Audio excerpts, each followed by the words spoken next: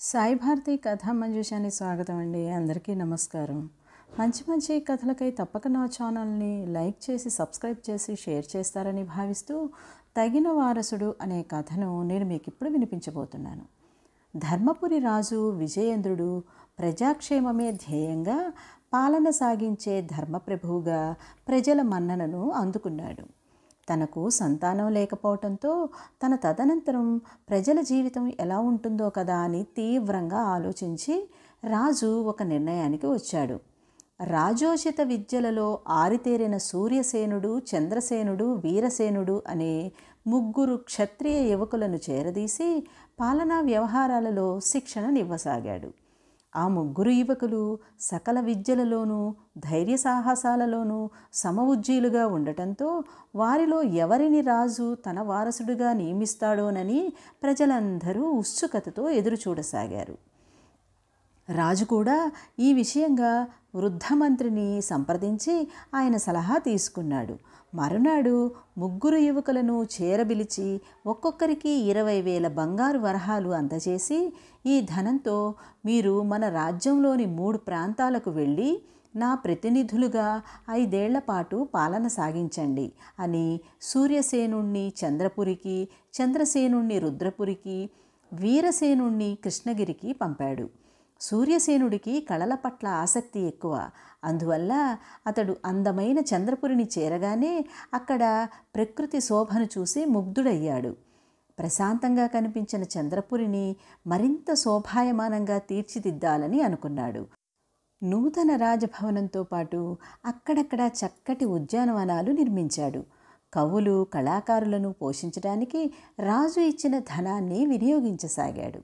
ధర్మపురి దక్షిణ సరిహద్దుల్లోని రుద్రపురిని చేరిన చంద్రసేనుడు అక్కడి పరిస్థితులను చూసి ఆలోచనలో పడ్డాడు. పొరుగురాజైన భూపతి ధర్మపురి మీద దాడి చేయటానికి సైన్యాన్ని రహస్యంగా సమాయత్తం చేస్తున్నట్టు తెలియవచ్చింది. దాంతో తను కూడా ఆ ప్రాంతంలోని యువకులను చేర్చుకొని వారికి రహస్య యుద్ధ శిక్షణ ఇవ్వటానికి రాజు ఇచ్చిన ధనాన్ని వినియోగించసాగాడు. ఈ సంగతి తెలియక సరిహద్దుల్లోకి హఠాత్తుగా దండెత్తి వచ్చిన పొరుగురాజు భూపతి సేనలను చంద్రసేనుడి సేనలు ధీటుగా ఎదుర్కొని తిప్పికొట్టాయి.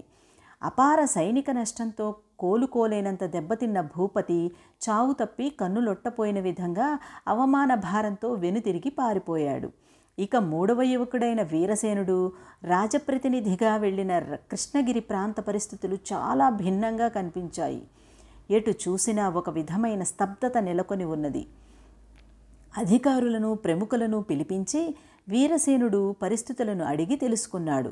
ప్రత్యక్షంగా చూసి కొన్ని తెలుసుకున్నాడు. పక్షం రోజుల తరువాత రాజుగారు ఇచ్చిన 20,000 బంగారు వరహాలను 4 భాగాలుగా విభజించాడు. మొదటి భాగాన్ని అంటే 5,000 వరహాలను అత్యవసర పరిస్థితుల్లో వాడుకోవటానికి అట్టిపెట్టారు.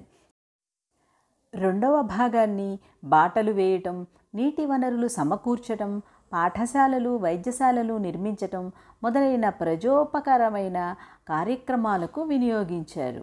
మూడో భాగాన్ని రక్షణకు అంటే కాపలా భటులు, రక్షక భటుల నియామకానికి, శిక్షణకు వినియోగించాడు.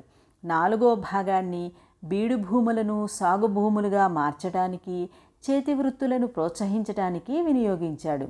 దాంతో ప్రజలందరికీ చేతి నిండా పనులు కలగటంతో ఆ ప్రాంతంలో స్తబ్దత తొలగిపోయింది. క్రమక్రమంగా ధాన్య సంపద, పశు సంపద పెరిగి చేతి వృత్తులు అభివృద్ధి చెందాయి. ముగ్గురు యువకులు తన ప్రతినిధులుగా తీసుకుంటున్న చర్యలను గురించి రాజు విజయేంద్రుడు ఎప్పటికప్పుడు తెలుసుకుంటూనే ఉన్నాడు. 5 ఏళ్లు పూర్తి కాగానే మంత్రితో కలిసి తనే స్వయంగా వెళ్ళి 3 ప్రాంతాలను పర్యటించి వచ్చాడు. వారం రోజుల్లో ముగ్గురు యువకులను రాజధానికి రమ్మని సందేశం పంపాడు. రాజగురువు సూచించిన శుభముహూర్తం రోజున ముగ్గురు యువకులతో సహా సభ ఏర్పాటయింది. రాజు తన వారసుడిగా ఎవరిని నిర్ణయిస్తాడా అని సభాసదులందరూ ఉత్కంఠతతో ఎదురు చూడసాగారు. సభను ఒక్కసారి కలయి చూసిన రాజు, జీవిత లక్ష్యం ఆనందం. ఏ మనిషైనా ఆనందాన్ని కోరుకుంటాడు. ఆనందం లేకపోతే జీవితమే నిస్సారమవుతుంది. మనిషి ఆనందాన్ని పెంచేవి ఆటలు, పాటలు, కళలు. నేనిచ్చిన 20,000 బంగారు నాణాలను కళల అభివృద్ధి కోసం వినియోగించిన సూరసేనుణ్ణి అభినందిస్తున్నాను అన్నాడు. ఆ తర్వాత ఆయన చంద్రసేనుణ్ణి చూస్తూ, ఏ కళలైనా అభివృద్ధి చెందాలంటే ప్రశాంత వాతావరణం అవసరం. ప్రశాంత వాతావరణానికి రక్షణ ప్రధానం. రక్షణ కరువైతే ప్రజల జీవితం దినదిన గండంగా పరిణమిస్తుంది. సరిహద్దు ప్రాంతంలో కొంతకాలంగా అశాంతి సృష్టిస్తున్న పొరుగురాజును సమర్థవంతంగా తిప్పుకొట్టి రాజ్యానికి వచ్చిన పెనుముప్పుని తొలగించిన నిన్ను హృదయపూర్వకంగా అభినందిస్తున్నాను అన్నాడు.